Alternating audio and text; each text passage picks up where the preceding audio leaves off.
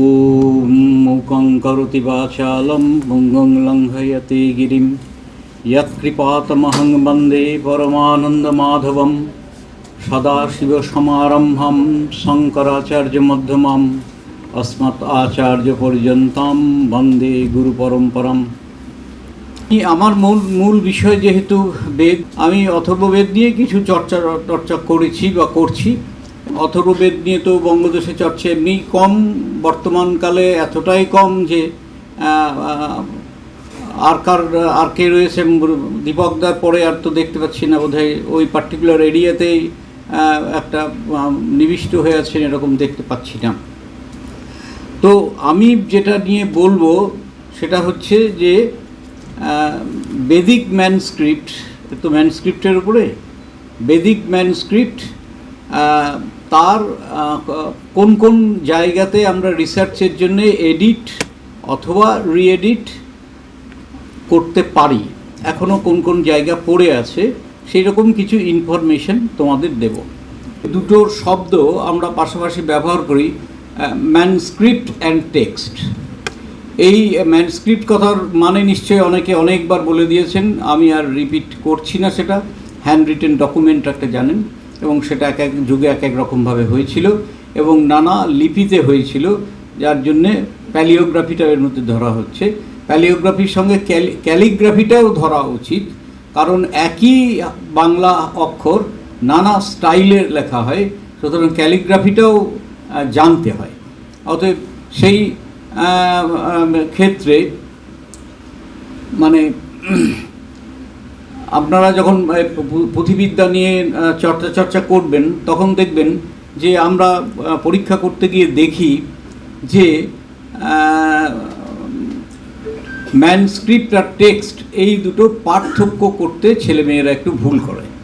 হ্যাঁ, জানবেন যে এক টেক্সট মানে হচ্ছে মানে পার্টিকুলার একটি গ্রন্থ, হ্যাঁ একটি গ্রন্থ, তাকে বলে টেক্সট মানে ইংলিশতে বললে। আর ম্যানস্ক্রিপ্ট মানে হচ্ছে এনি হ্যান্ড রিটেন ডকুমেন্ট, যেটা একটা টেক্সটের অনেক মানে পুঁথি থাকতে পারে। অতএব পুঁথি পাণ্ডুলিপি আমরা যাই বলি, এই পুঁথি পাণ্ডুলিপির যেটা টেক্সট অংশ তাকে আমরা গ্রন্থ বলে মানব। হ্যাঁ, কেন না, ধরা যাক একটা গ্রন্থ, সেটা হচ্ছে অভিজ্ঞান শকুন্তলম, একটা গ্রন্থ, তার অনেক ম্যানস্ক্রিপ্ট থাকতে পারে, but the text is one. এই জিনিসটা আমাদের খেয়াল রাখতে হবে যে আমরা একটা টেক্সট আর তার অনেক পুঁথি থাকতে পারে। অনেক ক্ষেত্রে হয়তো একটার বেশি, সিঙ্গেল কোডেক্স আমরা যাকে বলি, একটাই হয়তো পুঁথির বেশি পাওয়া যায় না, এমনও হয়েছে। হ্যাঁ, এই অথর্ববেদের একটা ক্ষেত্রে আমি বলবো যে একটাই সিঙ্গেল পুঁথি একাধিক অথর্ববেদের পুঁথির কাছে পাওয়া গেছে। এই হচ্ছে দুটো তফাৎ। এটা মনে রাখবেন যে টেক্সট আর ম্যানস্ক্রিপ্ট দুটো সমার্থক নয়। হ্যাঁ, টেক্সট মানে পার্টিকুলার বিষয়মূলক যে গ্রন্থ সেইটা, আর ম্যানস্ক্রিপ্ট মানে হচ্ছে মানে তদ্বিষয়ক গ্রন্থ হতে পারে, অন্যান্য হতে পারে। এখন আজকালকার দিনে দেখি মাতৃকার শব্দ ব্যবহার করে, হ্যাঁ পাণ্ডুলিপি শব্দ ব্যবহার করে, পুঁথি শব্দ ব্যবহার করে। আমরা যখন চর্চা করতাম তখন একটা এসেছিল যাকে বলে মানে কি বলে মানে আশঙ্কা বা কী বলে সন্দেহ এসেছিল, শব্দটা পুঁথি মানে ন্যাজাল পুঁথি নাকি পুঁথি। এখন দেখা যাচ্ছে যে দুটোই ব্যবহৃত হচ্ছে। এখন সংস্কৃতের লোকেরা বেশিরভাগই আমি দেখেছি তারা পুঁথি মানে চন্দ্রবিন্দু দেওয়া যেটা ন্যাজাল যেটা, সেইটাকে বেশি ব্যবহার করেন। আর বাংলার লোকেদের আমি দেখেছি তারা চন্দ্রবিন্দুটা ব্যবহার করেন না। খুব সম্ভব সুকুমার সেন এবং আমাদের অচিন্ত দাস, ওনার নাম কি, অচিন্ত বিশ্বাস, অচিন্ত বিশ্বাস তাদের বইয়ে লিখলেন যে পুঁথি চন্দ্রবিন্দু দেওয়াটা ওটা হচ্ছে এক ধরনের এক্সট্রা ন্যাজালাইজেশন, অরিজিনালি ওটা পুঁথি হওয়াই উচিত। হ্যাঁ, যাই হোক বিতর্কটা আছে, কিন্তু আমরা চন্দ্রবিন্দু দিয়ে লিখলেও ভুল হবে না, সংস্কৃতের ছেলেদের ক্ষেত্রে হবে না, যেহেতু এটা চলেই আসছে। এই একটা বিষয়। আর দুটো বিষয় হচ্ছে যে পুঁথি চর্চার ক্ষেত্রে আমাদের খুব অনেকগুলো মাল্টি স্কিল বলা হয়, যে মানে manuscriptology is a multi skill task. তাও হ্যাঁ, মানে ন চা অযুক্তস্য ভাবনা বলে গীতাতে একটা বাক্য আছে, যে চা না হলে কোনো ভাবনা মাথায় আসে না। সতএব গীতাতে যখন বলেছে তখন চাটা এসে গেছে, সেটা সেরে ফেলে ভালো, তাহলে ভাবনা যদি আর একাদ্র আসে।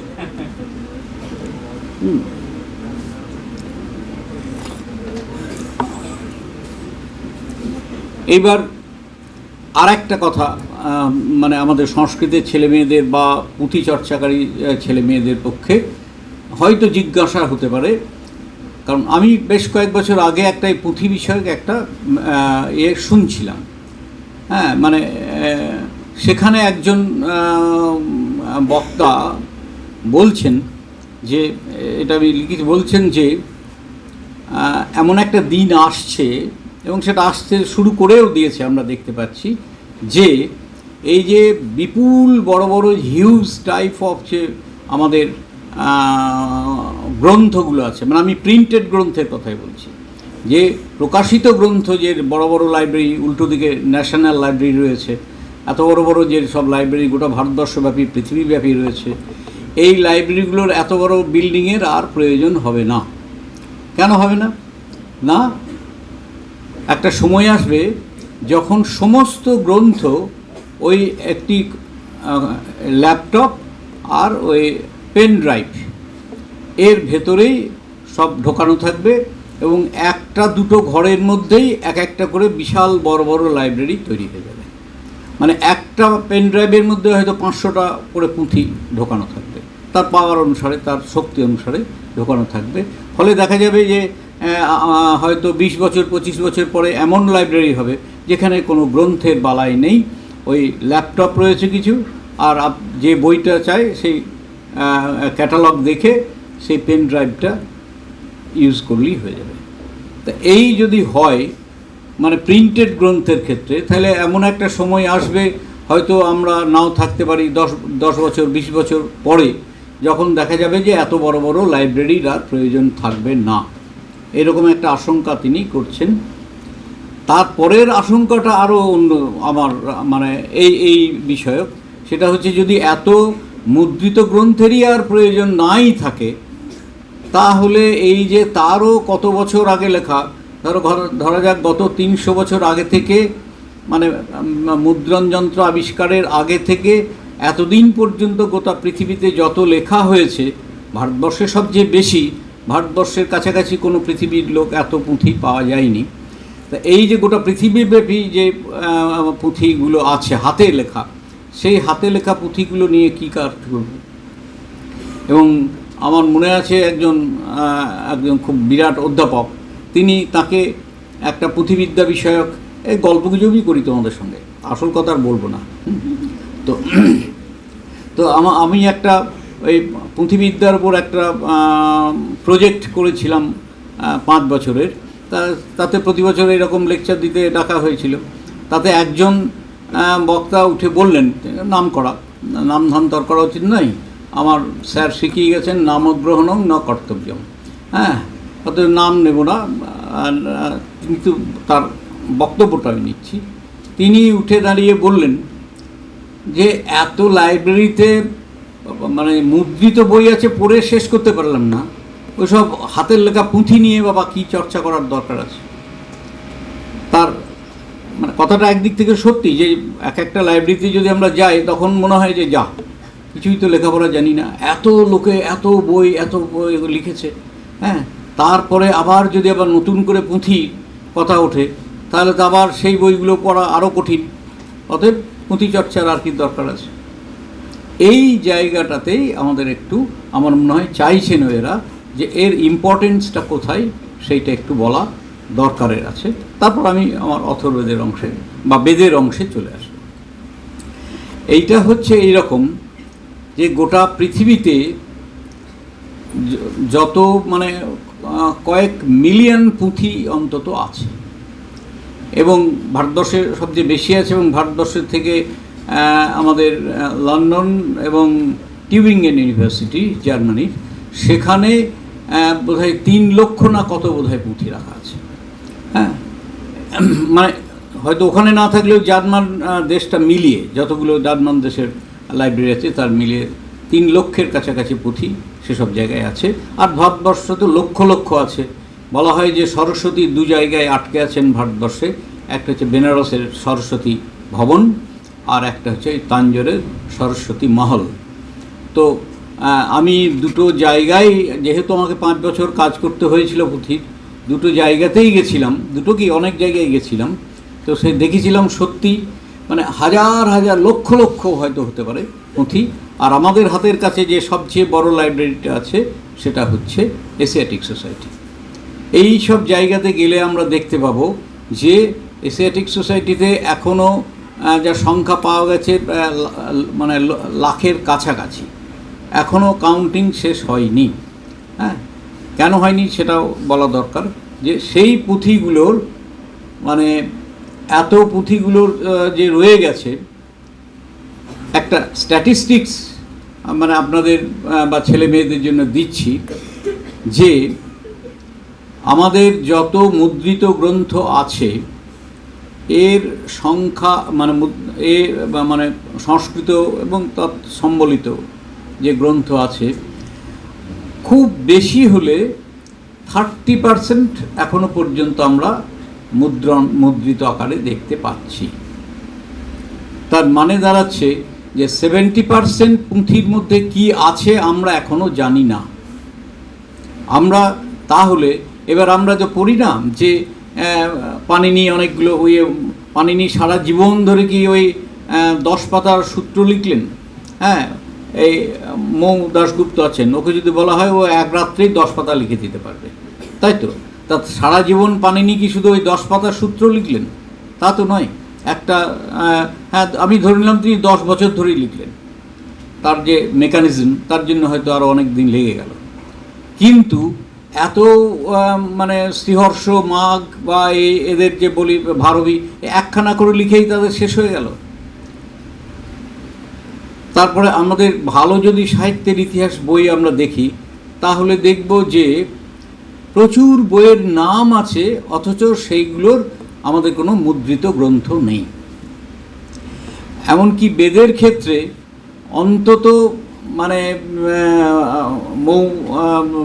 ভুল বললে ঠিক বললে, ভুল বললে ঠিক করে দেবেন, 2% বেদ যা আমরা পড়ি এখন যা আছে মাত্র 2%, এবং 98% বেদের এখন আর নাই, অ্যাবলিস্ট। আমরা কী করে হলো? এত 55 খণ্ড বের করেছে তারপরেই বলছেন 2%, তাই তো? তা আমি বলছি উত্তরটাও আমাকে দিতে হবে। ওই পতঞ্জলির একটা মানে বেদের একটা আছে, কি বলে, বেদের শাখা সম্বন্ধে একটা আছে যে একবিংশতি দা বাহবৃচা, হ্যাঁ, তারপরে 1শতম অধ্যর্য শাখা, তার মানে 21টা ঋগ্বেদের শাখা এক সময় অধ্যয়ন ছিল, অ্যাটলিস্ট পতঞ্জলির সময় অবধি তার কাছে ছিল। তারপরে 100টা অথবা 101টা যজুর্বেদের শাখা প্রচলিত ছিল। তারপরে সহস্র বর্তমা সামবেদ, সামবেদের বলছে 1000টা শাখা। আর এইবার নবধা অথর্বণবেদ, মানে অথর্ববেদের 9টা শাখা। তা এই একটা শাখা, প্রত্যেক শাখার একই বেদ হলেও প্রত্যেকের তো আলাদা আলাদা শাখা। এইবার টোটাল হিসেব করুন, 1000 প্লাস 101 প্লাস 21 প্লাস 9, এইবার পাওয়া যাচ্ছে কতগুলো দেখুন। তাহলে দেখবেন ওই 2-3%-এর বেশি হচ্ছে না। বাকিগুলো গেল কোথায়? বাকিগুলো কোথায় গেল? এর অনেক সম্ভাব্য উত্তর হতে পারে। হ্যাঁ, একটা উত্তর হতে পারে যে বেদ লেখার চল কম ছিল। হ্যাঁ, মানে যখন এমনকি যখন কালিদাসও লিখছেন, হ্যাঁ, বা মৃচ্ছকটিক লেখা হচ্ছে, তখনও পর্যন্ত কিন্তু বেদ লিখিত আকারে হতো না। তাহলে চলতো কী করে? ওই শ্রুতি পরম্পরায়। এবার শ্রুতি পরম্পরায় চলতে গেলে একটা নিয়ম হচ্ছে, আমি একটা বিশেষ শাখার ব্রাহ্মণ হলাম, মূল বেদ তো পাওয়া সম্ভব নয়, আমরা জানি না মূল বেদ কেমন ছিল, সব যা বেদ পড়ি সব শাখা। আমি ছাত্রছাত্রীদের বলছি, যে কোনো, আমরা যদি ঋগ্বেদ বলি তাহলে পার্টিকুলার কোনো একটা শাখায় পড়ি, আমরা যজুর্বেদ বললে পার্টিকুলার ওই যে 2-3টে বা 5-6টা শাখা আছে তার মধ্যে যে কোনো একটা পড়ি, হ্যাঁ, বা যে কোনোটা পড়তে পারি, হ্যাঁ। অথর্ববেদ বললে একটা বা দুটো শাখায় পড়বো, হ্যাঁ। আর সামবেদ বললে হয়তো ম্যাক্সিমাম 2 বা 3টে শাখার বেশি আমরা পড়ি না। তা এই যে বাকি শাখাগুলো তাহলে গেল কোথায়? এর সম্ভাব্য উত্তর একটা হচ্ছে যে সম্ভবত এই যে বেদ চর্চা করে যারা ব্রাহ্মণ হলেন, অধ্যাপক হলেন, এখন যদি তাদের ছাত্র না জোটে তাহলে কি হবে? তা বৃত্তি দেবে না কেউ। বৃত্তি যদি না দেয় তাহলে তার পেট চলবে কী করে? এ তো সিম্পল। হ্যাঁ, আমাদের শুনছি নাকি আজকাল সংস্কৃতের ছাত্রছাত্রীর সংখ্যা কমে যাচ্ছে, দেখছিও তাই। হ্যাঁ, এখন মেইন হচ্ছে বৃত্তিমুখী শিক্ষা। আমি যদি কোনো একটা কিছু করে কোনো বৃত্তি অর্জন করতে না পারি তাহলে আমি আর সেটা শিখতে যাব কেন? তা এইবার আমি একটা শাখায় পণ্ডিত হলাম, হয়ে আমি ঘরে বসে থাকলাম, কিন্তু আমার কোনো হলো না, কর্মকাণ্ডও শিখলাম, যজমান পেলাম না। তাহলে আগের দিন বহুলকাল বলছিলেন না যে অনেক বেদ নষ্ট হয়ে যাওয়ার কারণ হচ্ছে যে যজমানরাই তো তাদেরকে কাজ দেবে, যদি সেই যজমান না থাকে তাহলে সে কাজ হবে না। ফলে একটা বৃত্তি যদি না পায়, হয় কর্মকাণ্ডের একটা বৃত্তি থাকা দরকার, অথবা সেই যদি লেখাপড়া করে তাহলে রাজা বা ধনী ব্যক্তি তাকে বৃত্তি দেবেন। এইগুলো না থাকলে তিনি, তার মাথায় যে বেদটা ছিল সেই বেদের শাখাটা নষ্ট হয়ে গেল। এই একটা সম্ভাব্য কারণ হতে পারে। আর একটা সম্ভাব্য কারণ হতে পারে, সেটা হচ্ছে পরবর্তীকালে যদি লিখিত হয়েও থাকে, ম্যানস্ক্রিপ্ট সম্বন্ধে নিশ্চয়ই বলেছেন যে একটা ম্যানস্ক্রিপ্ট যত্ন করে রাখলেও 300 বছর বেশি টেকানো খুব মুশকিল। এবং এখনও পর্যন্ত বোধহয় সবচেয়ে প্রাচীন পুঁথি বোধহয় যেটা ডেকান কলেজে পুনাতে আছে, তার বয়স হচ্ছে বোধহয় 1900 বছর মতো। That is the single one, যার সে বোধহয় এত যত্ন করে রাখা আছে, সেটা বোধহয় দূর থেকে দেখতে হবে এরকম, মানে সামনে গিয়ে নিঃশ্বাস পড়লেও নষ্ট হয়ে যেতে পারে। আর তা না হলে আপনারা নিজেরাই ভেবে দেখুন না, তাল পাতারই হোক বা এমনি পাতারই হোক, একটা বই 50 বছর পুরনো হয়ে গেলে কীরকম হয়? হলদে হয়ে যায়। তারপরে আরও 10-15 বছর হলে কি হয়? মরমর করে ভেঙে পড়ে। তা আমাদের পুঁথির যে সমস্ত উপাদান ছিল, তার মধ্যে ছিল তুলট পত্র বা ভূর্জপত্র অথবা নারিকেরও পত্রম, মানে সাউথ ইন্ডিয়াতে এটা চল বেশি ছিল বলে নারকল পাতা, তালপত্রম তারা বলছে, তাল পাতা। এবং সেই তাল পাতাটা খুব চমৎকার করে তারা তৈরি করত, প্রসেস করে তৈরি করতে হতো। তা এইগুলো যতই হোক, এই পুঁথি এর তো এগুলো তো ভঙ্গুর, এইগুলো যত্ন করে রাখলেও 200-300 বছর বেশি বাঁচবে না। ফলে অটোমেটিক্যালি সেগুলো ন্যাচারাল ডেথ হতো। এর ফলে আমাদের সব বহু বিষয়ে, শুধু বেদ নয়, বহু বিষয়ের বই, যে কোনো ভালো হিস্ট্রির বই, সেটা হিস্ট্রি অফ গ্রামার হতে পারে, হিস্ট্রি অফ লিটারেচার হতে পারে, হিস্ট্রি অফ বেদও হতে পারে। হ্যাঁ, এই যে ব্রাহ্মণের, হ্যাঁ, এ তো ব্রাহ্মণ স্পেশালিস্ট একজন বসেই আছেন, হ্যাঁ, যে দ্য লস্ট ব্রাহ্মণস বলে একটা থিসিসই করতে হয়েছে। কেন না, কত ব্রাহ্মণের নাম আমরা পাই যার কোথাও কোথাও হয়তো শুধু উদ্ধৃতিটুকু আছে, কিন্তু অত বড় বড় ব্রাহ্মণগুলো নেই। হ্যাঁ, তা সেগুলো গেল কোথায়? এইবার আমি আসি পুঁথিচর্চার কারণ, মানে উপযোগিতা বা প্রয়োজনটা। হ্যাঁ, বিপদটাও পরে বলছি। প্রয়োজনটা ওইখানেই যে এই যে 70% ম্যানস্ক্রিপ্টস এখনও আমাদের গোটা পৃথিবীব্যাপী অমুদ্রিত অবস্থায়, কখনো কখনো অসম্পাদিত অবস্থায় পড়ে আছে, সেইগুলো যদি আমরা চর্চা করতে পারি তাহলে হয়তো বহু যেগুলো অচেনা ছিল, সেই অচেনা পুঁথিগুলোর আস্তে আস্তে উদ্ধার হতে পারে। আমি একটা উদাহরণ দিই। এই বাধুল শ্রৌতসূত্র, শ্রৌতসূত্র পুরনো বইগুলোতে দেখবেন যে দেখা যাচ্ছে বাধুল, যারা বেদের তারা বুঝবেন যে যজুর্বেদের একটা শ্রৌতসূত্র, সে বাধুল শাখার, তার বলা যেতে এটা খণ্ডিত আকারে পাওয়া যায়, এইটা মানে গোটাটা পাওয়া যাচ্ছে না। কিন্তু এই কত 10-15 বছর আগে প্রফেসর বি চৌবে, আমাদের একজন সিনিয়র, মৌ চেনেন তাকে ভালো, এবং আরও অনেকে আমরা তো চিনি, তা তিনি সমগ্র বাদুল্য শ্রৌত সূত্রটাকে এডিট করেছেন। তার মানে কি, নতুন করে সেইগুলো তিনি ম্যানস্ক্রিপ্ট সংগ্রহ করেছেন, করে ওটা সমগ্র করেছেন। কালান্ড বলেছিলেন যে বাদুল্য শব্দসূত্র সবটা পাওয়া যাচ্ছে না। কালান্ড হচ্ছেন আমাদের কাছে মানে ব্রাহ্মণ স্পেশালিস্ট। ব্রাহ্মণের ম্যানস্ক্রিপ্ট যদি আমরা যদি দেখতে চাই ঠিকঠাক আছে কি না আছে, তাহলে আমাদের ওই ভদ্রলোকের শরণাপন্ন হতে হয়। তিনিও বলেছেন যে এটা কমপ্লিট পাওয়া যাচ্ছে না, কিন্তু এখন সেটা আমরা সম্পূর্ণ পাচ্ছি। আরও একটা জিনিস তিনি বের করেছেন, সেটা হচ্ছে বাদুল্য অন্নাখ্যান বলে একটা গ্রন্থ। এই অন্নাখ্যান গ্রন্থটা কোন ক্যাটেগরির হবে সেটা মানে স্থির করাই মুশকিল। মানে এটা মানে নানা রকম কাহিনী, মিথস, লেজেন্ডস, এই সব আখ্যান ইত্যাদি সব বর্ণনা আছে বাদুল্য সম্প্রদায়ের। কিন্তু এটা কি ব্রাহ্মণ গ্রন্থ, নাকি তার কোনো সাপ্লিমেন্ট, নাকি অন্য কিছু, নাকি কোনো লক্ষণ গ্রন্থ, সেটা এখনও পর্যন্ত ঠিক হয়নি। কিন্তু তিনি বাদুল্য অন্নাখ্যানম বলে তো মানে আমরা নানা রকম রেফারেন্স পাই, সুতরাং উনি সেই অন্নাখ্যানের একটা এডিট করে গেছেন, এবং রবীন্দ্রভারতী বিশ্ববিদ্যালয়ের একজন তিনি সম্প্রতি সেইটাকে তার উপর গবেষণা করে পিএইচডিও পেয়েছেন। তো এইরকম করে মানে বহু হয়তো এই যে লস্ট ব্রাহ্মণস বলে অন্তত 25-26টা ব্রাহ্মণের নাম উনি দিয়েছেন, যে ব্রাহ্মণগুলো আমরা হয় বাই নেম জানি, অথবা তাদের উদ্ধৃতি হয়তো অন্য কোনো জায়গায় শ্রৌতসূত্র গৃহ্যসূত্র রয়েছে সেইভাবে জানি, সেইভাবে আমরা পেতে পারি।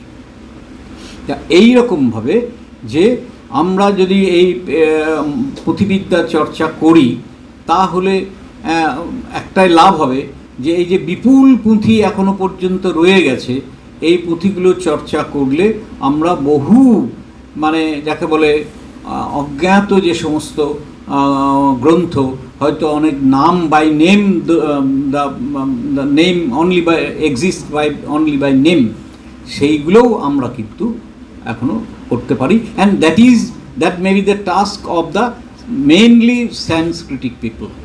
এটাও আমি বলছি, কারণ প্রাচীন ভারতবর্ষের ম্যাক্সিমামটাই তো সংস্কৃততেই হয়েছে, জ্ঞান বিজ্ঞানের যা চর্চা সেটা মুখ্যত সংস্কৃত ভাষাতেই হয়েছে। এরপরে আর একটা কথা আমাকে বলতে হবে, সেটা হচ্ছে বিপদের দিকটা।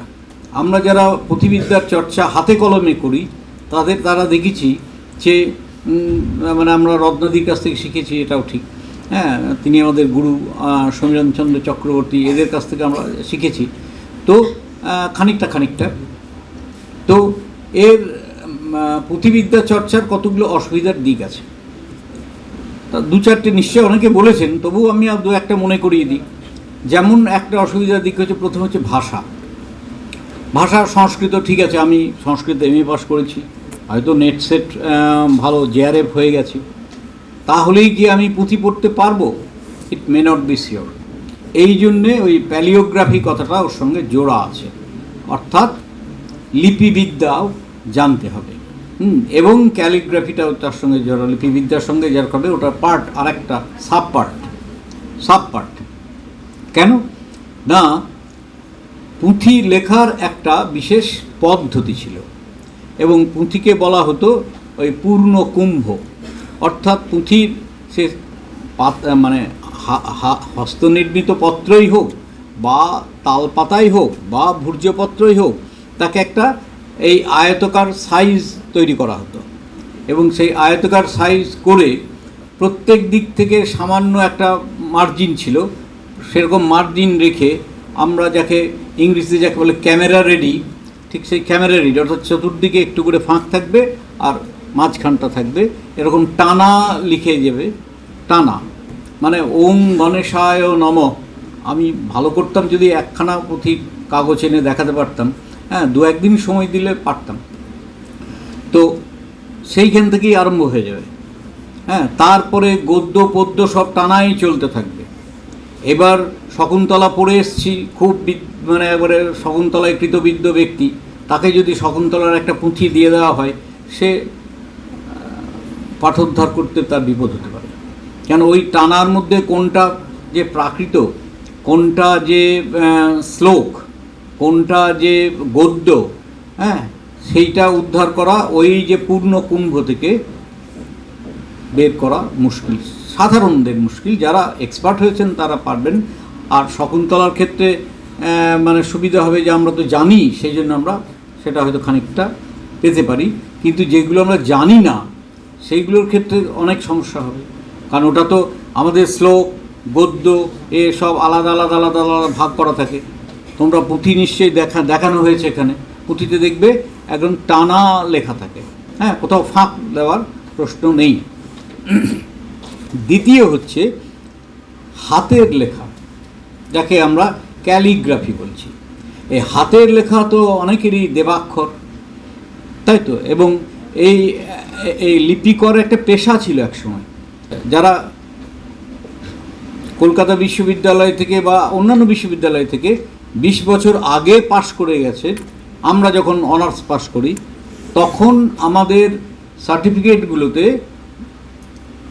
হাতে লেখা ছিল, হ্যান্ডরাইটিং, হ্যাঁ, বুঝতে পেরেছি, যারা পুরনো, এখন তো সব প্রিন্টেড, হ্যাঁ, তখন আমাদের মানে কতগুলো জায়গায় ছাপা ছিল, ইউনিভার্সিটি অফ ক্যালকাটা, হ্যান ত্যান ইত্যাদি, পাস, বিএ, এসব, কিন্তু নাম ধাম, রোল নাম্বার, পার্সেন্টেজ, হ্যান ত্যান, এইগুলো যেগুলো ফাঁকা থাকতো এবং সেগুলো হাতে লিখে পূরণ করা হতো।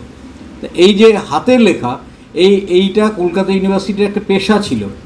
কলকাতা বিশ্ববিদ্যালয়ে, হ্যাঁ, এবং অন্যান্য আমাদের বিশ্ববিদ্যালয়ের কাউকে দেখিনি, কিন্তু কলকাতা বিশ্ববিদ্যালয়ের যারা ভালো হাতের লেখা ছিল তাদেরকে পয়সা দিয়ে দিয়ে ওইগুলো লেখানোর ব্যবস্থা ছিল, হ্যাঁ। তো এই লিপিকর একটা পেশা ছিল একসময়। বিভিন্ন রাজার অধীনে বিভিন্ন যে গ্রন্থ, একটা গ্রন্থ হয়তো আমি ফর এক্সাম্পল যেন স্বপ্নবাস দত্তম একটা গ্রন্থ, সেইটা হয়তো লেখা হয়েছে ধরা যাক কোনো এক দক্ষিণ ভারতে, নিশ্চয়ই নয়, ধরে নিলাম দক্ষিণ ভারতে, হ্যাঁ, কোনো এক রাজার অধীনে লেখানো হয়েছে। এইবার বঙ্গদেশের রাজা ভাবলো বা মহারাষ্ট্রের রাজা ভাবলো বা এলাহাবাদের রাজা ভাবলো যে এটা খুব ভালো একটা গ্রন্থ হয়েছে, ওইটা আনাতে হবে। ফলে তারা পণ্ডিত এবং লিপিকর দুরকম লোক পাঠাতেন। এক পণ্ডিত, তারা গ্রন্থটা বুঝবে, আর লিপিকর যারা, তাদের গ্রন্থ বোঝার দরকার নেই। এই যে লিপিবিদ্যা চর্চায় আমাদের একটা ম্যানস্ক্রিপ্ট চর্চায় একটা কথাই আছে যে it is better a blind foolish copier than an intelligent copier. মানে একজন বোকা কপি করে যে হি ইজ বেটার একজন ইন্টেলিজেন্ট এর চেয়ে। বললো কেন হচ্ছে? লিপিকরের কাজ হচ্ছে যদৃষ্টম তল্লিখিতম। এখন যে ইন্টেলিজেন্ট হয় তাদের অনেক সময় মনের একটা ইচ্ছা থাকে যে আরে এইরকম শ্লোক তো আমিও পারি বলে, যখন মূল বই থেকে পুঁথি করছে তখন আরও দুটো শ্লোক নিজে ঢুকিয়ে দিল। এবার তার থেকে যখন আবার একজনকেও কপি করবে তখন সেখানে 15টা শ্লোক ছিল, 17টা হয়ে গেল। এবার তোমরা পুঁথিবিদ্যার চর্চা করবে তখন ধরতেই পারবে না যে কোনটা অরিজিনালি ভাস লিখেছিলেন। আমি তোমাদের সবার চেনা উদাহরণ দিচ্ছি, যে শকুন্তলার গ্রন্থের, যেটা সবার চেনা, এই শকুন্তলা গ্রন্থের 3য় অঙ্কের প্রায় অনেকগুলো শ্লোক, এই আমাদের যে প্রচলিত আমাদের যে এডিশনসগুলো আছে, ছাত্রপাঠ্য এডিশন যেগুলো আছে এবং ক্রিটিক্যাল এডিশনও যেটা হয়েছে, তাতে কিন্তু বাদ দেওয়া আছে। কেন না? মনে করা হয় যে এইগুলো কালিদাসের লেখা নয়। এখন মনে হতে পারে কেন কালিদাস লেখেননি কেন?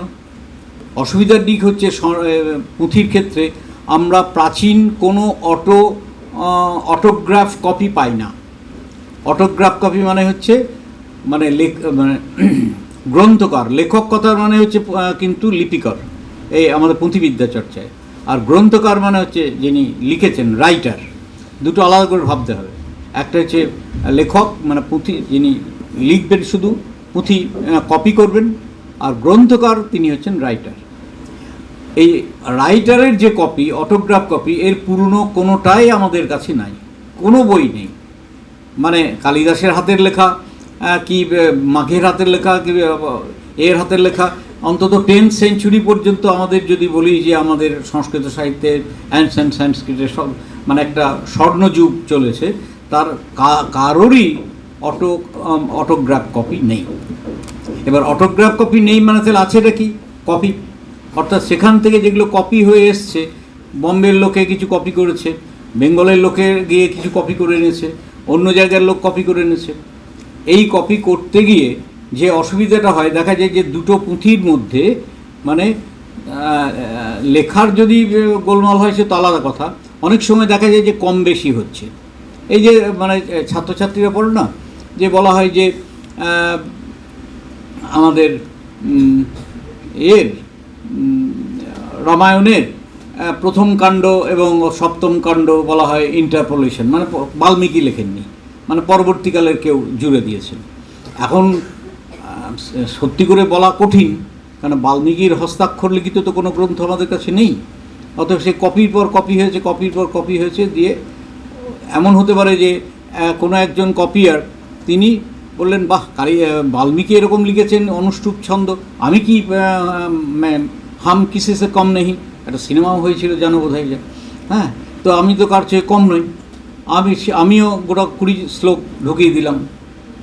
এবং মানে মৌ জানবেন, হয়তো অনেকে জানবেন না, সেটা হচ্ছে যে মহাভারতের যে ক্রিটিক্যাল এডিশন হয়েছে ওই আমাদের পুনা থেকে, সেখানে 2500 পুঁথি সংগ্রহ করা হয়েছিল, 2000 nearly plus minus 2500 copies manuscripts, text text একটাই, সেটা হচ্ছে মহাভারত। কোনোটা কমপ্লিট, কোনোটা ইনকমপ্লিট, কোনোটা তার ভিত্তিতে প্রায় 25 বছর ধরে সুক্তঙ্করের আন্ডারে কাজ করে, এবং that is the Indian best critical edition of Mahabharata, মানে হয়তো ওয়ার্ল্ডেও তাই।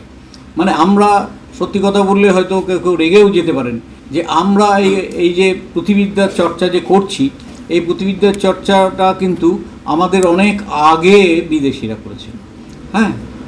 এবং মানে আমি আপনার একটা হিসেব দিচ্ছি যে এইখানে একটা কোটেশন দিয়েই বলি, লুই রেনো একবার তার একটা লেখাতে বলেছেন, লুই রেনো পুরনো একজন ফ্রান্সের খুব বিদগ্ধ বৈদিক পণ্ডিত ছিলেন, তিনি একটা জায়গায় লিখছেন যে, I quote, if India is loved and adored through the world, ভালো করে খেয়াল করুন, through the world, it is chiefly because of her repository of a long and venerable tradition, intellectual, moral and spiritual, unquote.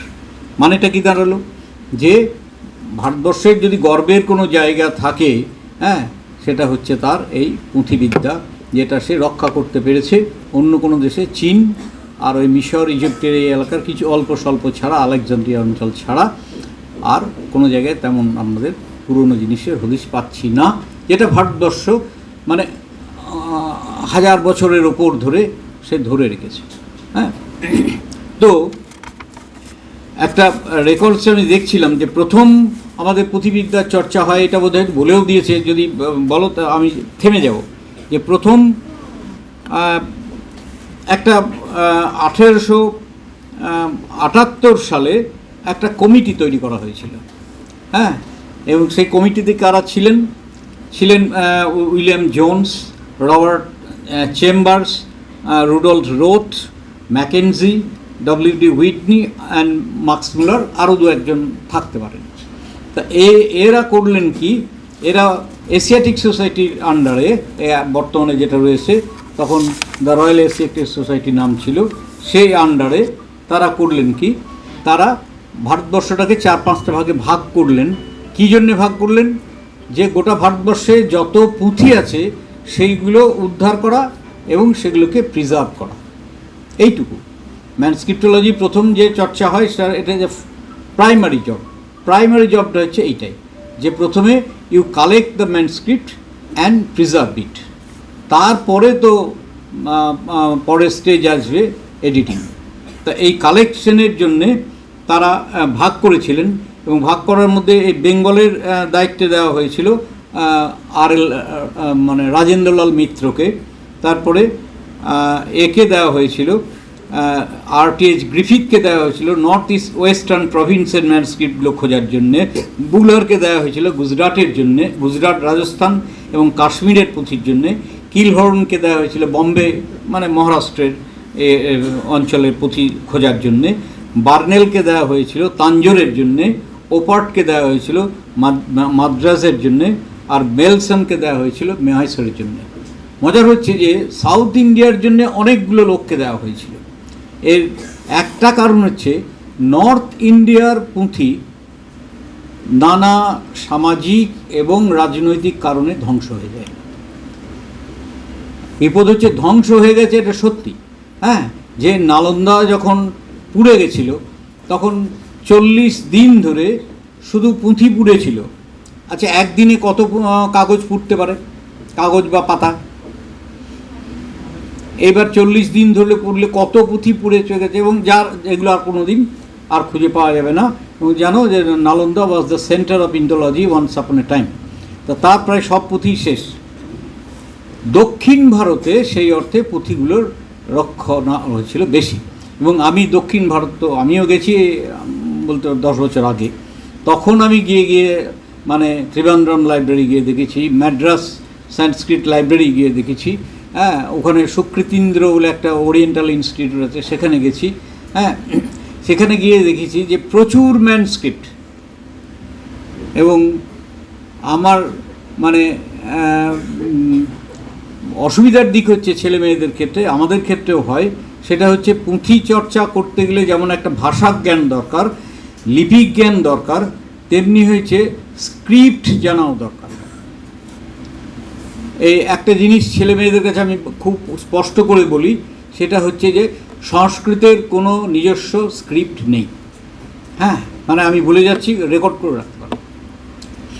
তো তাহলে বলে কেন আমরা যেসব পড়ি দেবনাগরী স্ক্রিপ্ট, হ্যাঁ ওইটাই বলে দেবনাগরী স্ক্রিপ্ট। এইটা ভারতবর্ষে মানে প্রথম হয় 9th সেঞ্চুরির আগে হয়নি। দেবনাগরী স্ক্রিপ্টের ফার্স্ট যে আমরা ডকুমেন্ট পাচ্ছি সেটা 9th সেঞ্চুরি এডি, মানে আজ থেকে 1200 বছর আগে। তাহলে 9th সেঞ্চুরির মধ্যে আমাদের ক্লাসিক্যাল এরা প্রায় সবাই লেখা কমপ্লিট করে দিয়েছেন। মানে ভাসই বলুন, অশ্বঘোষই বলুন, বাণভট্টই বলুন, ভবভূতি বলুন, মাঘ, শ্রীহর্ষ, যারাই আছেন, আরও যারা বৈয়াকরণ টারণ তো অনেক আছেনই তো। হ্যাঁ, পাণিনি, পতঞ্জলি, যাই ধর, যে এনি ব্রাঞ্চ অফ লিটারেচার, মোটামুটি আমাদের তো 12th সেঞ্চুরির পরে আর ক্লাসিক্যাল এজই নেই। তাহলে যদি 9th সেঞ্চুরিতে আমাদের দেবনাগরী অক্ষরের প্রথম আমাদের খুঁজে পাই, তাহলে তার আগে তো দেবনাগরী অক্ষর নেই। তাহলে সংস্কৃতে এরা লিখলেন কি? ভাষাটা সংস্কৃত, কিন্তু এক এক সময় সংস্কৃতের এক এক রকম স্ক্রিপ্ট। এইটা একটা দিক ভালোও বটে, একটা দিক মন্দও বটে। অর্থাৎ প্রথম দিকে ধরা যেতে পারে যে অশোকের সময় থেকে আমরা যখন ব্রাহ্মী স্ক্রিপ্টের ইয়ে পাচ্ছি, এবং তার পরবর্তীকালে ব্রাহ্মীর অন্তত 3টে স্টেজ ছিল। হ্যাঁ, মৌর্যান ব্রাহ্মী, গুপ্ত ব্রাহ্মী, পোস্ট ব্রাহ্মী। এই পিরিয়ডগুলোতে এক এক রকম ব্রাহ্মী স্ক্রিপ্টে তারা লিখেছেন, অথবা খরষ্টিতে হতে পারে। খরষ্টিটা পরবর্তীকালে অবশ্য আফগানিস্তান দিকে চলে যায়, কিন্তু তখন ভারতবর্ষে ছিল। এই দুটি মাত্র স্ক্রিপ্ট হতে পারে যাতে এই আমাদের ক্লাসিক্যাল রাইটাররা 9th সেঞ্চুরি পর্যন্ত, মানে 9th সেঞ্চুরি মানে কি, জয়ন্ত ভট্ট পর্যন্ত, বা আমাদের কাব্য প্রকাশ হতো 9th সেঞ্চুরি, সেই পর্যন্ত আমাদের সব হচ্ছে আদার দেন দেবনাগরী স্ক্রিপ্ট। আর দেবনাগরী স্ক্রিপ্ট আর বাংলা স্ক্রিপ্ট প্রায় কাছাকাছি সময়ের, 9th and 10th সেঞ্চুরির মধ্যে। বাংলা হরফে সংস্কৃত ভাষায় লক্ষ লক্ষ ম্যানস্ক্রিপ্ট আছে।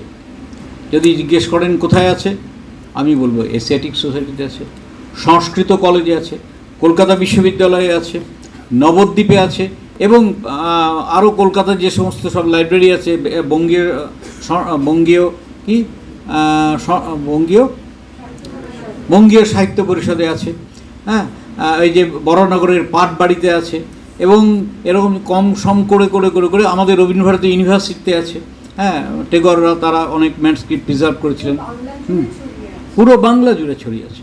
তারা সংস্কৃতেরই লিখছেন, ন্যায়ের পুঁথি, মীমাংসার পুঁথি, স্মৃতির পুঁথি, সব পুঁথি লিখে যাচ্ছেন তারা, ব্যাখ্যান সব লিখে যাচ্ছেন। All are in Bengali scripts. দক্ষিণ ভারতের যারা লোক, তাদের বিশেষ করে তামিল লোকেদের একটা বিপদ হয়ে গেছিল। তামিল লোকেদের বিপদ হলো কি, তারা সংস্কৃত লিখবেন, কিন্তু তামিলে বর্গীয় বর্ণগুলোর মধ্যে প্রথম আর পঞ্চম বর্ণ আছে, মাঝখানের বর্ণগুলো নেই। অর্থাৎ কয়ের পরেই উ, হ্যাঁ, চয়ের পরেই ইয়। তাহলে মাঝে যদি গাধা লিখতে হয় তাহলে কী করে লিখবে? তাই তো, হয়তো একটা গাধা গর্ধব লিখতে হবে, গর্ধব কী করে লিখবে? তার কোনটাই তো এ তো মাঝের অক্ষরের মধ্যে পড়ে গেল। এই যে দক্ষিণ ভারতীয় পণ্ডিতরা, তারা যে পুঁথিগুলো লিখবেন, হ্যাঁ, বেদেরই হোক, ক্লাসিক্যালের হোক, কিসে লিখবেন? তাদের দেবনাগরীও নাই, নিজস্ব ভাষাতে তাদের, তামিলে আবার ওই বর্গীয় সব হরফগুলো নেই, অনেক হরফই নেই। তারা তখন করলেন কি, পণ্ডিতরা মিলে ওই তামিল, তেলেগু, মালায়ালাম, কন্নড়, মানে 5টা যে ইয়ে আছে, ওই 5টা মিলিয়ে দেখা গেল মালায়ালামে হয়তো ঘোষ বর্ণগুলো পাওয়া যাচ্ছে, হ্যাঁ, তেলেগুতে অঘোষ বর্ণ পাওয়া যাচ্ছে, হ্যাঁ, মালায়ালামটা একটু পরের উদ্ভব বলে, তো এইগুলো সব কর্ণাটকের আর একটা বর্ণ পাওয়া যাচ্ছে। এই সব বর্ণ মিলিয়ে তারা একটা বর্ণমালা প্রস্তুত করলেন এবং সেটার নাম দিলেন গ্রন্থ স্ক্রিপ্ট। এইবার দক্ষিণ ভারতে যত সংস্কৃত পুঁথি আছে তার বিপুল ভাণ্ডার হচ্ছে গ্রন্থ স্ক্রিপ্টে, অর্থাৎ দক্ষিণ ভারতীয় লিপি, মিক্সড লিপি। মানে এইটার একটা বিপদ হচ্ছে, মানে আমি গ্রন্থ স্ক্রিপ্ট শিখেছিলাম, মানে পুঁথিবিদ্যা চর্চা করার জন্য আমাকে শিখতে হয়েছিল, কিন্তু বিপদটা হচ্ছে কি, যে অনভ্যাসে বিদ্যা নাশ হয়।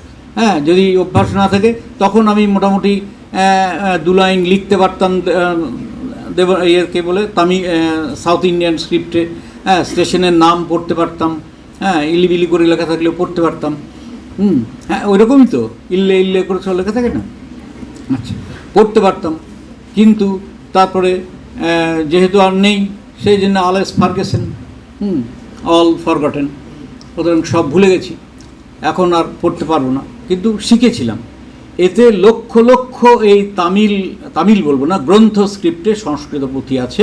এবং আমার একটা দুর্দশা হয়েছিল যে আমি একটা দক্ষিণ ভারতে এতে গিয়ে দেখলাম কতগুলো, খুব ভালো, ওরা গেলে ক্যাটালগ, মানে একটি মেয়েকে বলতেই সেই ক্যাটালগ এনে দিল, ক্যাটালগটা ইংলিশতে। আমি সেখান থেকে কয়েকটা বেদাঙ্গ, কয়েকটা ব্যাখ্যান গ্রন্থে, বেদ ব্যাখ্যান গ্রন্থের পুঁথি আমি সংগ্রহ, মানে বললাম যে এইগুলো আমি একটু দেখব, পরে যদি হয় আমি কি, মানে পরে আমার ইয়ে থেকে আপনারা যা লাগবে, পয়সা লাগবে, আমি কিনে নেব। আমি 8-9টা পুঁথি ওরা বের করে এনে দিল, তাই করে টেবিলে দিয়ে দিল, কিন্তু আমি তার কোনোটাই পাঠোদ্ধার করতে পারলাম না। সবগুলো বৈদিক পুঁথি, কিন্তু লেখা গ্রন্থ স্ক্রিপ্টের। কারণ আমি গ্রন্থ স্ক্রিপ্ট শিখেছি 1994-95 সালে, হ্যাঁ, আর আমি এইটা করছি 2011 সালে, তার মধ্যে তো আর চর্চা নেই, ফলে আমি তো সব গ্রন্থ ভুলে গেছি, ফলে আমি একটা পড়ে উঠতে পারলাম না, কোনো লাভ হলো না। কিন্তু এই যে কালান্ডের নাম করছি, এর নাম করছি, এরা বিদেশি হওয়ার সত্ত্বেও এরা এমনি নাগরী স্ক্রিপ্ট যেমন শিখেছিল, তেমনি কালান্ড খুব ভালো করে গ্রন্থ স্ক্রিপ্ট শিখেছিলেন। ফলে দক্ষিণ ভারতীয় ব্রাহ্মণের যতগুলো পুঁথি বেরিয়েছে উনি এডিট করেছেন, সবগুলো গ্রন্থ স্ক্রিপ্টের, এবং তারা করতে পেরেছেন। মানে তাদের পরিশ্রমের কাছে আমরা মানে খুবই ছোট মানুষ, উই আর পিগমিজ রাদার। তো এই পুঁথিবিদ্যার ওই আর একটা অসুবিধার দিক, যেমন আমরা যদি বলছি যে এর স্কোপ একটা বিশাল আছে, NMM করেছে যে পুঁথিবিদ্যার চর্চা করলে এখন মানে হয়তো লিপিকর হিসাবে, ক্যাটালগার হিসাবে বা এডিটর হিসাবে কিছু কিছু চাকরি বাকরি মানে চাকরি পাওয়া যায়, হ্যাঁ, কিন্তু মুশকিলটা হচ্ছে যে তোমাকে অনেকগুলো জিনিস একসাথে শিখতে হবে। ওই যে মাল্টি টাস্কিং বলেছিলাম, এক, ভাষা জানতে হবে, দুই, লিপি জানতে হবে, এবং ভারতবর্ষে লিপি তো কম নেই। ওই বৌদ্ধ গ্রন্থ একটা ললিত বিস্তর বলে একটা বোধহয় 6th সেঞ্চুরির একটা বৌদ্ধ গ্রন্থ আছে, ললিত বিস্তর। সেই গ্রন্থে তখনই বলছে যে প্রায় 60 ধরনের লিপি ভারতবর্ষে বিভিন্ন জায়গায় প্রচলিত ছিল। এবার কোথায় যাবে যাও, 60 যদি নাও হয় অন্তত তোমাকে অন্তত 15-16 রকমের স্ক্রিপ্ট জানতেই হবে। এবং যারা জানতেন তাদের আমরা চোখে দেখেছি, সাতকড়ি বাবুকে আমরা দেখেছি, তিনি বহু স্ক্রিপ্ট জানতেন। আর আমি বলেছি তোমাদের সব গল্প করে করে পড়বো। হ্যাঁ, আমি এই স্ক্রিপ্ট শেখার পরে, মানে অথর্ববেদের লোক তো সংস্কৃত সাহিত্য পরিষদে একদিন আমি একটা পুঁথি পেলাম। তা আমি দেখলাম সেটার উপরে দেবনাগরী স্ক্রিপ্টে লেখা আছে অথর্ববেদ সংহিতা। এইবার আমি ভাবলাম যে এটা সৌনক শাখা কিনা, দেখলাম না, তো নয়, কিছু লেখা নেই।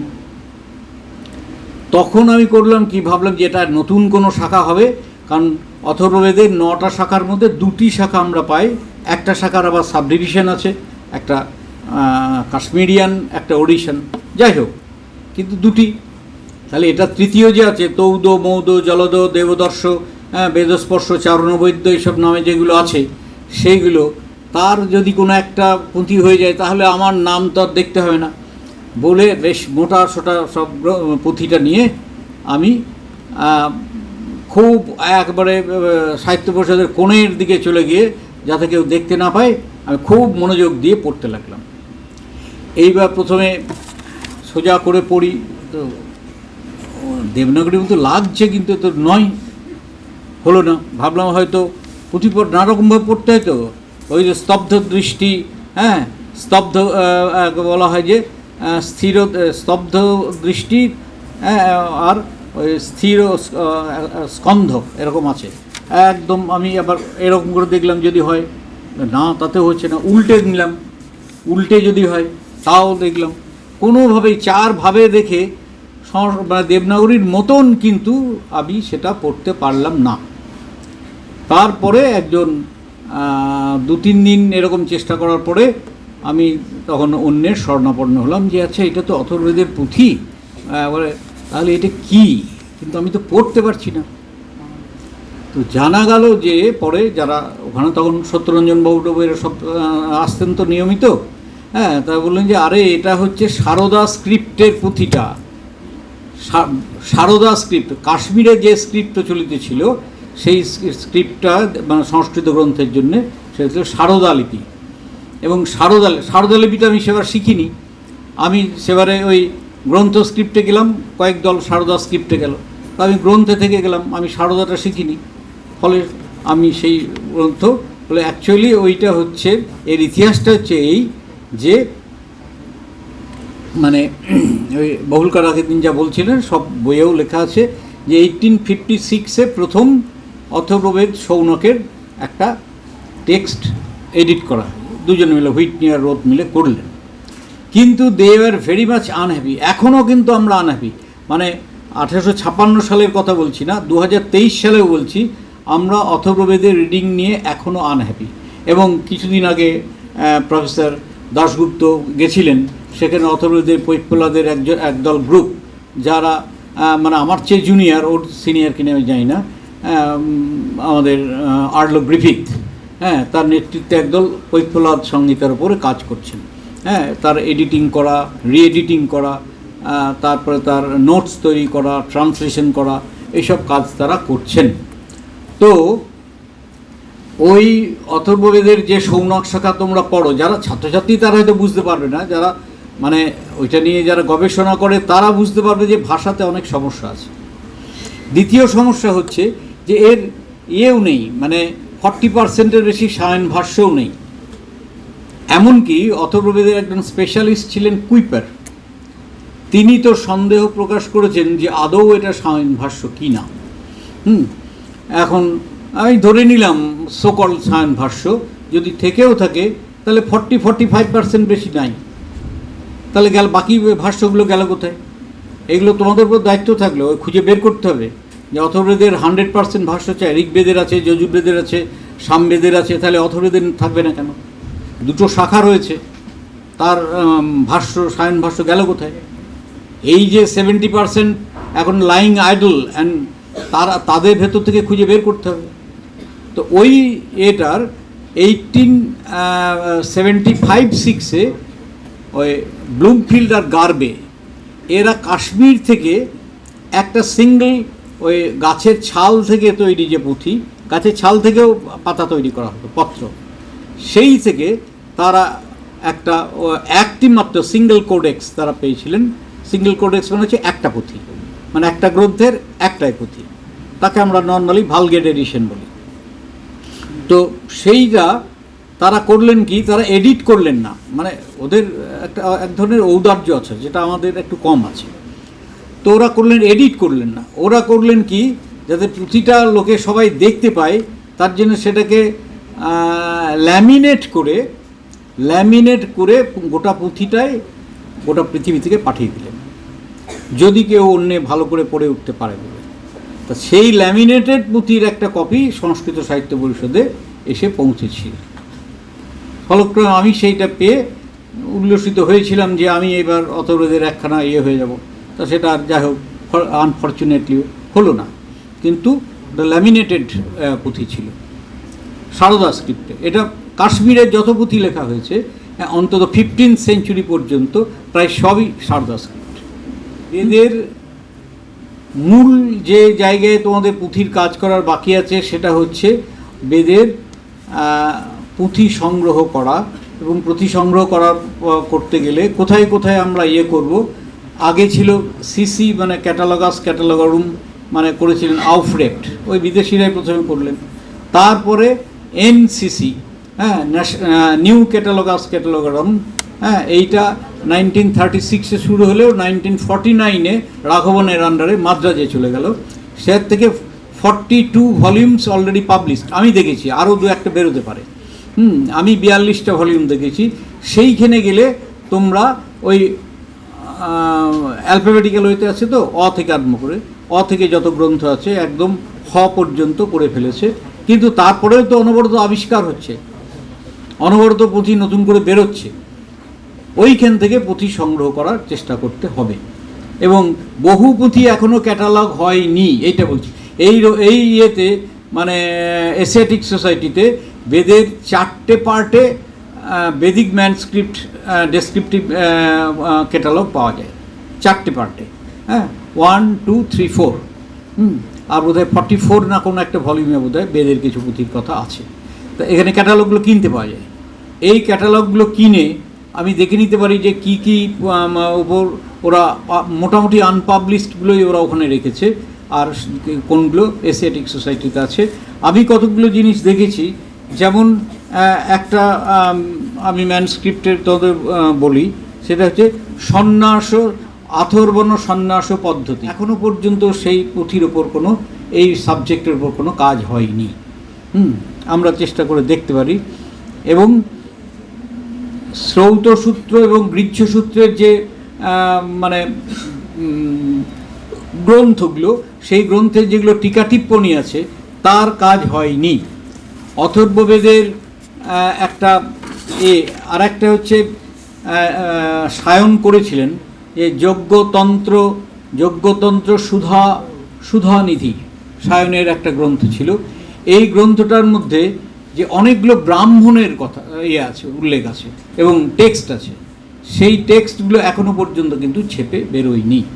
এবং অগ্নি ব্রাহ্মণ বলে একটা ব্রাহ্মণের কথা আছে, যে ব্রাহ্মণটা সামবেদের ব্রাহ্মণ বলে বলা হচ্ছে, এই ব্রাহ্মণ কিন্তু আমরা এখনও পর্যন্ত অপ্রকাশিতই দেখছি। এই রকম অনেক অনেক হান্ড্রেডস বই পাওয়া বেদের ক্ষেত্রে পাওয়া সম্ভব। এমনকি আমি তোমাদেরকে কাব্যের ক্ষেত্রে বলছি, হর্ষচরিত গ্রন্থ বিদ্যাসাগর প্রথম এডিট করলেন, এবং এতদিন ধরে মানে আমরাও সেই যাকে বলে ভালগেট এডিশন অব অর্থ, বিদ্যাসাগরের তো সময় কম ছিল, 10 রকম কাজের লোক, তিনি ওই যা একটা দুটো পুঁথি পেয়েছিলেন তার ভিত্তিতেই তিনি হর্ষচরিত লিখে দিলেন। পুঁথি এডিট করলেন, এবং সেই এডিটিং মানে আমরা যখন ছাত্র তখনও সেই বিদ্যাসাগরের এডিটিংই পড়েছি, তার ক্রিটিক্যাল এডিশন হয়নি। পুরাণের কোনো ক্রিটিক্যাল এডিশন তেমন নেই, তন্ত্রের ক্রিটিক্যাল এডিশন নেই, এগুলো সব বিদেশে কিছু কিছু হচ্ছে, আমাদের দেশে নেই। এইগুলো আমাদের করা খুব দরকার। সুতরাং মানে সময় অভাবে আমি আর বাড়াচ্ছি না। যাই হোক, মানে ভবিষ্যতে যদি সুযোগ হয়, মানে হাতে কলমে কিছু কাজ করার সুবাদে আমরা মানে যা সমস্যা এবং যা কিন্তু এটা একটা খুব ভালো জায়গা, যে জায়গাটা ছেলে মেয়েদের কিছু কাজের ব্যবস্থা হতে পারে, ছেলে মেয়েদের জ্ঞানের বিষয় হতে পারে, but they should be very much concentrated and focused, then they could succeed. Thank you very much. Thank you.